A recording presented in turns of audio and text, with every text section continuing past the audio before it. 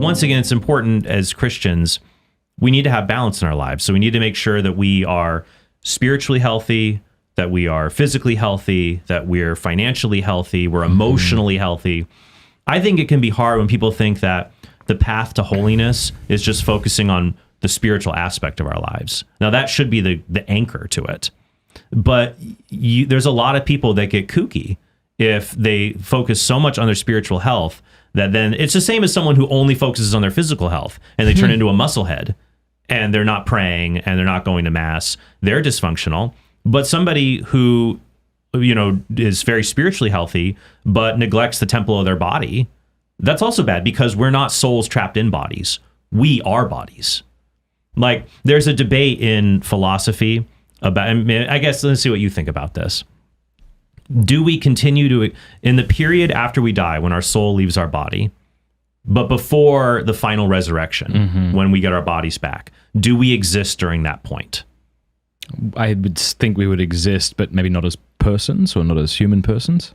Well, that's so there's basically two different views. So there would be the survivalist view, which says you still exist, though you still exist, but in a different form. And then there's the corruptionist view, which says, and this is the view I lean strongly towards, you don't exist anymore. What exists is your soul and your body. And so there's before the final judgment, though, so you don't yet have your body back. Yeah, I'm talking about that I as a human person, I think that I as a human person am a composite of soul and body. Right. So when you're separated, you you stop existing. So that's a view I strongly lean towards. Okay. So that would be, I think it's called the corruptionist view. The survivalist view would say that, you still continue to exist. But in an imperfect state. Yeah, but I'm very leery of that view because I think it basically boils down to that you are your soul. So what's existing before the body returns? What is existing? Yeah. There is something is. The soul of Trent Horn and the body of Trent Horn. But not Trent Horn. Not Trent Horn. Interesting. But the parts, and those are my integral parts, and things are happening. Then my soul is being judged, my body is decaying. But that's why we hope for but that's why the resurrection of the dead is such a wonderful thing to believe in, because now we have come back. But if you hold to that, was it Christ who went into Hades when he died? Oh, was it? Oh, well, the catechism references the perfect union that would exist between the person of the second Trinity still having a perfect union with his body and soul. And so we would say that Christ still goes down into Hades because of his divine nature and being a divine person. I see. He can still maintain that perfect union with body and soul, even when Christ's body and soul are separated. So they thought of everything. No, but that is a really good point. I do think a lot of Catholics, including myself, think almost exclusively about my spiritual regiment. Like, I need to go to Mass every day or at least once a week, or I need to be praying the rosary every day. But how often do we think about, and this is interesting coming from you, I hope you don't mind me saying this, but like, you ate like crap when I knew totally. you. No, one of the things that inspired me recently to actually, because I used to make fun of people who exercised. I said, when 2050 gets here, they'll have a pill that fixes us. I don't need to do that. So that's completely fair to do that.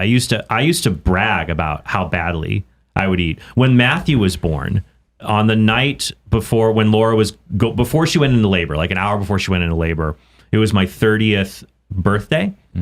And so we went to Fuddruckers, and I got a 1 pound burger because when you order the 1 pound burger, they shout 1 pound. I'm like, ooh. And so I ate that with fries and a chocolate shake. And then 2 hours later, Laura started going into labor, and I'm still digesting my 1 pound. One second, Laura. No, Laura would be like, oh, it's starting. And then I would go, oh, it is. Oh, me too. Yeah. She's like, stop it. I'm like, no, but now in my late 30s, it was catching up to me. And that's why I want to be. So? What did you? Being tired, being bloated, being not as mentally sharp as maybe I once was. Just all of these things, and it's like, no, I want to be there for my kids and my grandkids. So I want to invest in myself now, just to basic taking care of myself. So I dialed back, not completely eliminated, but I dialed back flour and sugar, and then just working out. I had never really worked out because working out, a lot of it just really bored me. Yeah. It's like I'm on a treadmill going nowhere, climbing stairs that never end, or any other kind of workout regimen. But I guess the thing I like about doing martial arts is it reminds me, one of my favorite things to do as an apologist are debates. And debates are kind of like martial arts. And so I've actually been having fun. One of my favorite things to do in our Muay Thai class is at the beginning we do shadow sparring. So that is just before we put on gloves, and you also wear these shin guards, because in Muay Thai it's the art of 8-point contact.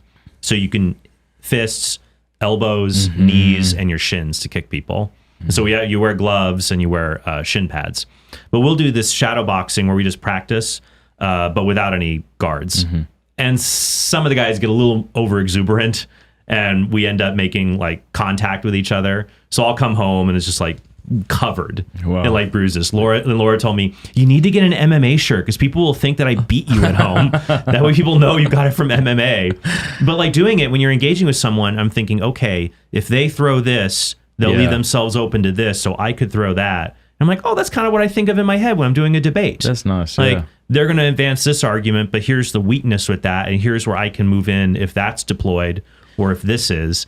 And so it's, I don't know. So for me as an apologist, they kind of complement each other. Hey, thanks so much for watching. Please be sure to like and subscribe and leave a comment below letting us know what you thought about the video.